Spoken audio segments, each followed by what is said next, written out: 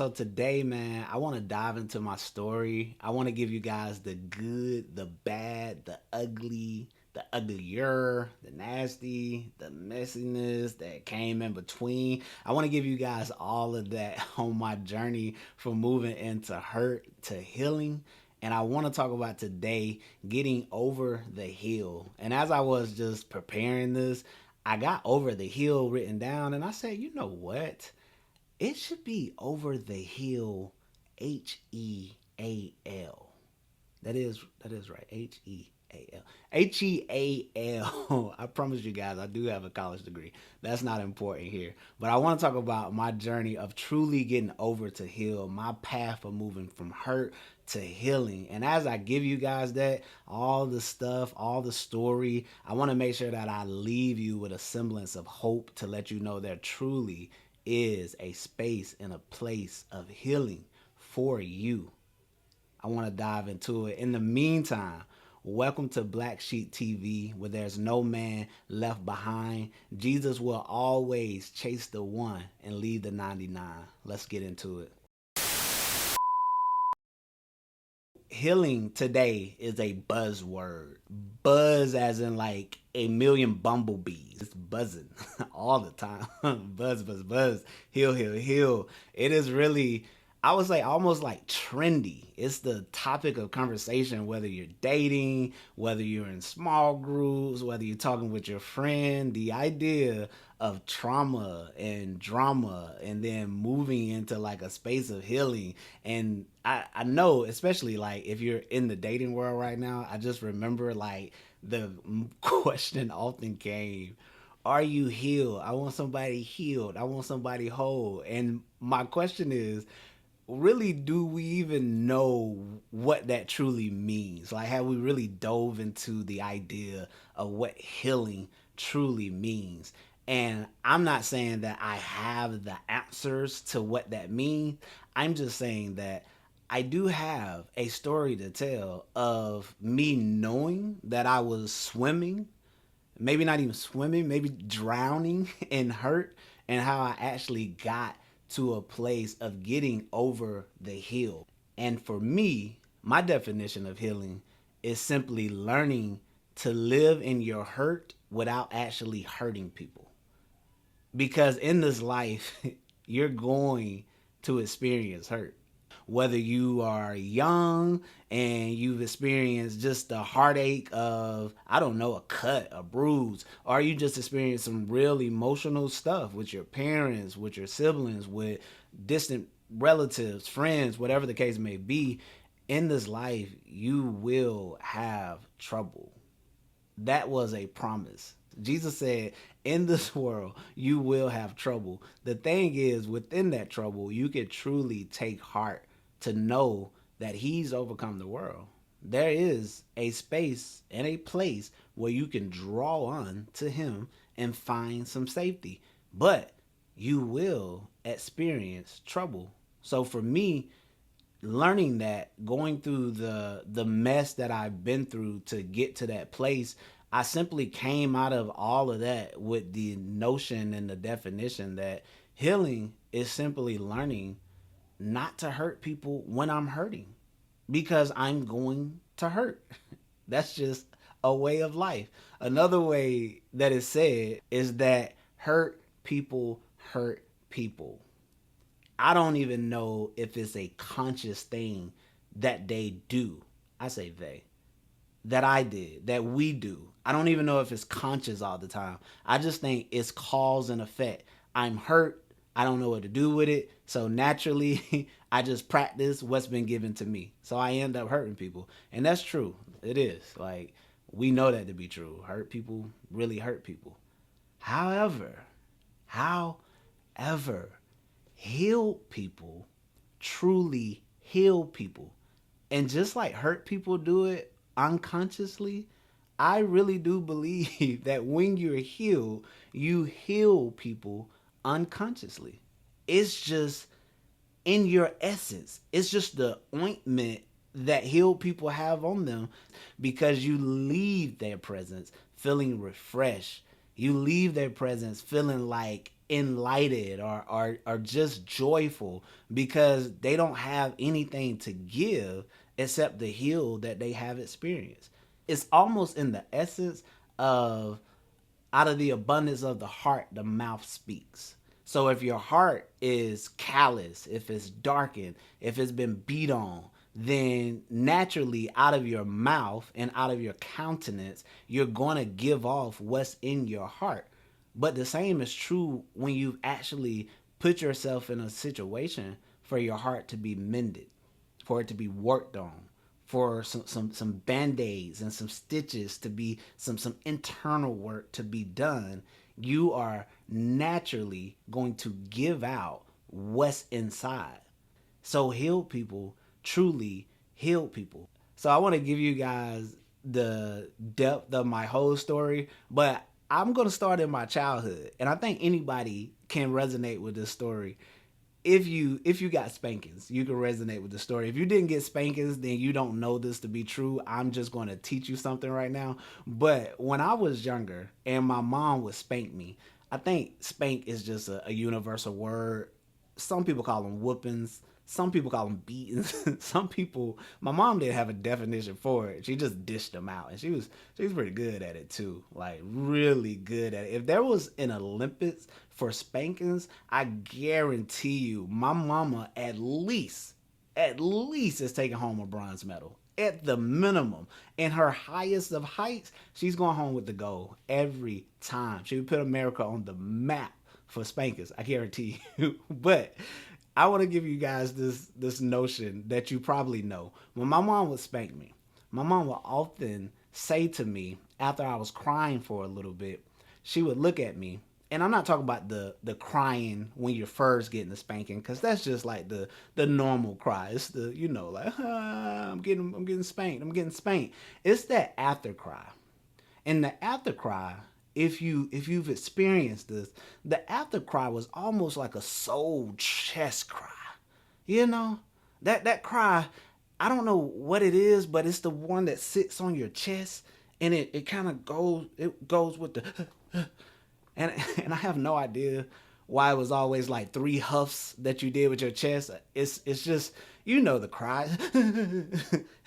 when when I had that cry, my mom, she used to always say to me, and this is the weirdest statement in life: "If you know, you know." My mom would always say to me, "You better stop crying before I give you something to cry about." Baffling to me to this day. I have never quite come to understand what that means. And I have kids now, and I just like, I can't use this. I feel like my daughter's way too smart. She might stop mid cry and be like, what does that mean? I wish I could have back then too. Like, what exactly does that mean? So my mom would yell out, "You better stop crying before I give you something to cry about." And I'm like, yo, so you want me to stop crying before you give me something to cry about? Well, how does that work? Because the reason I'm crying is because you've already given me a reason to cry. So now you're going to give me another rationale for crying again. It just never made any sense to me. But I'll tell you one thing: when she said it, I stopped the I had to hold it in a little bit. I tightened up just a little bit, and even if it was still going, I got a little bit quiet, because whatever that reason she was gonna give, I did not want to find out what that is. I had no desire to find out what it is. Like I said, gold medal and spankings. The reason I bring that up is because I feel like, just like our mothers, our fathers, whoever gave you that statement, "I better stop crying before you give me something to cry about." I feel like that is so conducive to life and the pain and struggle of life. I feel like when you're down in life, when you're hurting, when it's suffering, when it's chaos, when it's grief, it seems like life really doesn't let up in them seasons. At least that's how it is for me. And I feel like life is simply saying, you better stop crying before I give you something to cry about. I feel like when I'm crying, when I'm down, life is like, oh, let me give him another reason to cry. Let me give him another reason to shed tears. And it seems like the troubles and the struggles, they come from all different angles. And it's it sucks. But there is a space in that turmoil, in that chaos, where you're supposed to do something with it that doesn't lead you to continue to go downhill, but actually begin to put stakes in the hill, in the mountain, so that you can get over the hill. First one is to count it joy. The word says, count it joy when you go through various trials of many kinds. And various means various. That means a little trial here. That means a little trial there. Here a trial, there a trial. I forgot the way it goes. But you get the point. Everywhere trial. You know, that's how life is going. There's various trials. But the word of God says that we are supposed to count it joy. When I hear that, or how I begin to practice that, is to literally begin to count my blessings. Begin to count the things that are good in my life. Begin to count what I have going on around me, and then to begin to count on Jesus to deliver me from it. Because that testing, the reason we count it joy is because we know that it's working something within us. It's building us up. It's building character. It's building strength. It's building us up for the next season. So I gotta count it all joy. Well, one, I am this base level. I'm glad I woke up this morning. I'm glad that my kids are healthy. If they're not healthy, I'm glad that they're here. I'm glad that I got a job. Whatever that is that you got to begin to count on, because maybe some of those reasons are the things that got you suffering right now. So maybe you got to count other things. Just like it's various trials, there's also various amounts of joy that you can actually begin to count. But while you're counting, count on Jesus to see you through. There is no discipline that seems good in the moment, but in the end, that yields a perfect fruit of righteousness. God will see you through. He will get you over the hill. I just want to be vulnerable for a second and share with you guys a piece of my story, my most troubling time in my life. And this started back in 2018. And in 2018, I was engaged to be married. I was pastoring at a church. I felt like things were looking up for me. It was a great season in life. I was getting everything that I had sought in the previous season. It felt like I was truly blessed. It felt like things were coming together. And suddenly, I was no longer on top of the hill. Matter of fact, the marriage that I was about to partake in a month before the wedding, we decided to call it off. And I think it was more of a I decided to call it off. And even though it was me calling it off, it was still just as painful because I was one of them people. I wasn't getting married just for the fun of it. Like, I truly loved the person in front of me, but I felt like it was the wrong decision to make. But it still hurt nonetheless. I'm talking about I was crushed. And that was the first part of the landslide. So after that mudslide, I was like, yo, there is no way that life is going to bring me something that is going to add on to this hurt. This is enough. I feel buried at this point. But lo and behold, like I said, when you are hurting or when I'm hurting, life tends to say, I'm going to give you something to cry about, even though I am already crying. I'm already at the three chest cries. Please don't give me anything else. And a week later, after I called out the engagement, a guy who I won't say any names, but he was like a father figure to me. And he was the leader of the church that I was pastoring at. And he sat me down and he was like, yo, man, I'm gonna have to let you go. You're gonna have to step down. And as soon as he said it, my I'm not like a public crier of sadness, but I couldn't even hold the tears that were inside of me. I just began to cry, and I'm pleading with him like, "Yo, I can do this. Like, I'm okay. I can make it through." And I'm debating like, "Hey, like I don't have any sin issue. I haven't cheated. I haven't had any like sexual immorality, anything. Like, all I did was call off an engagement." And to him it wasn't that simple. He simply told me like, "Hey, you've lost authority." And even that statement alone, like it hurt me, because it's like, how do I lose authority in the eyes of God? And I had a lot of questions. And I know this man loved me. I know he cared for me. I cared for him, still care for him, and I know the same is true for him. But he asked me to step down. So the marriage that I was about to walk into, the ministry that I was in, I had to all leave that at the table. I said leave. I didn't have no choice. Life was spanking me. And I was crushed. I'm talking about broken down. And initially, I decided like, hey, you know what? Like, I'm gonna be okay. I'm gonna try to push through this. But I found myself aching in times where I shouldn't have been aching. I'm playing basketball, but yet I'm aching. I'm swimming, but yet I'm aching. I'm at a celebration, but my I have no joy or celebration within me. And I was doing the opposite of what I said. I was not counting it joy. I was counting up the trouble that I was in, the pain that I experienced. And that's the worst thing that you can do. If you don't count it joy, then by nature you are subtracting, and you're beginning to count all the negative things in your life. I want to repeat that. You are subtracting, and you're beginning to count all the negative things. A negative plus a negative is only a positive in math. That does not equal in life or in the kingdom of God. It just doesn't. It's bad math.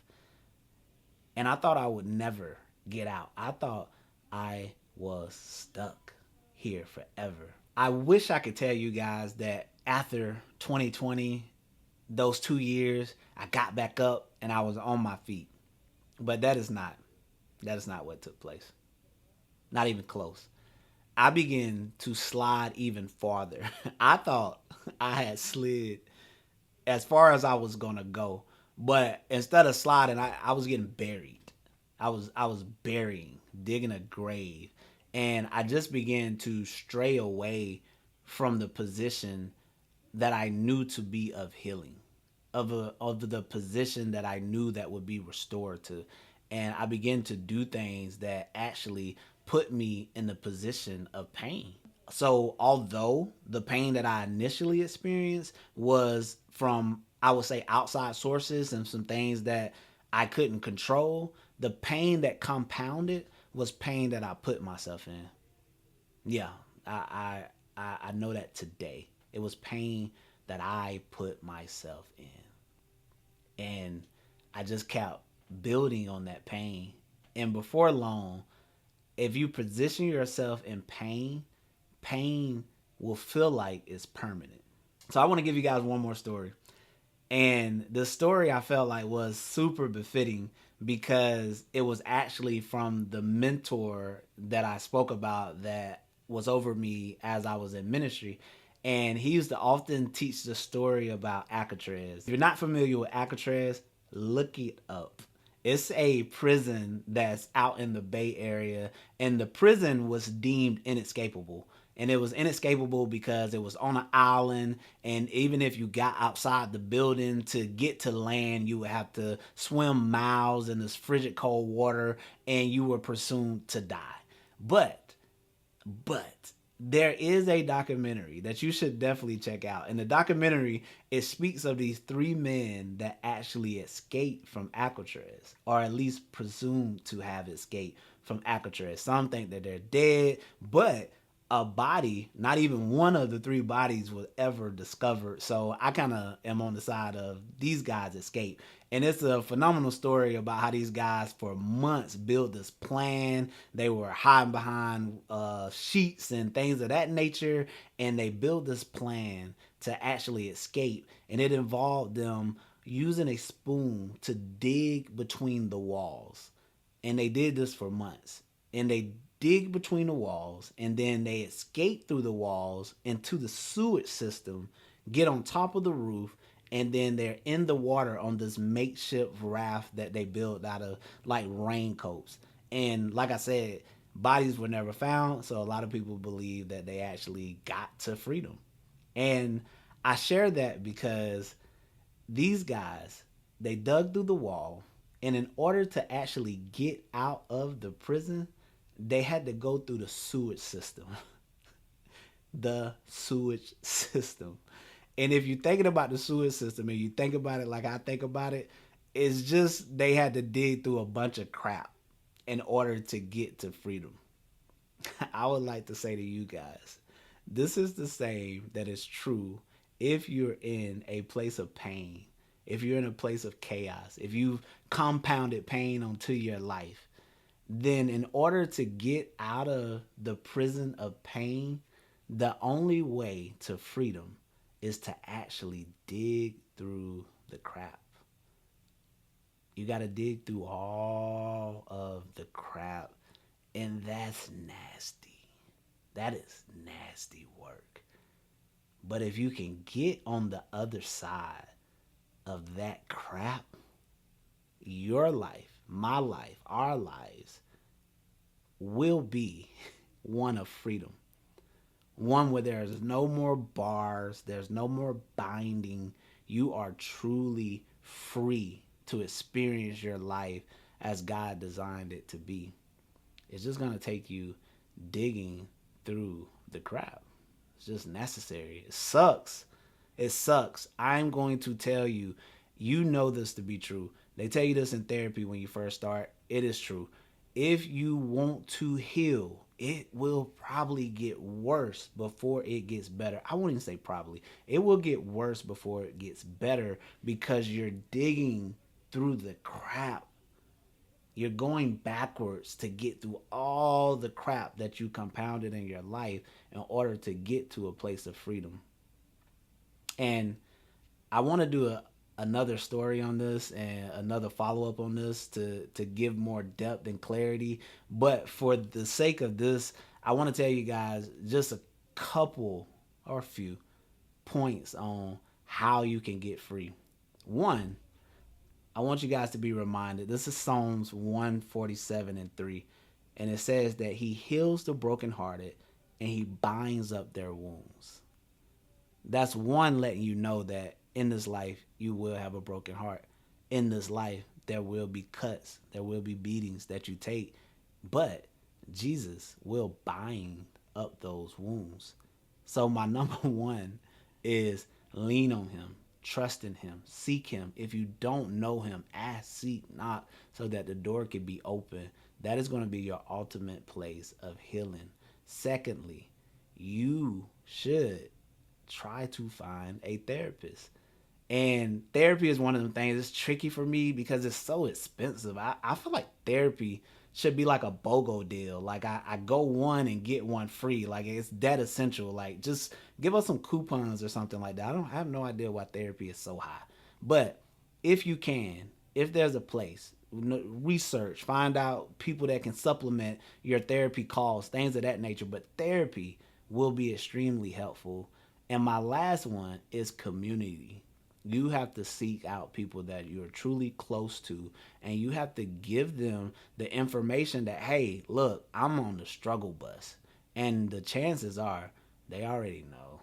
They've been watching you. They might not have said anything, but they've been watching you. But you just need to open up and tell them that. And I say that for friends, but honestly, the only way all three of these can actually begin to work out some stuff in you to get you to freedom is if you're transparent.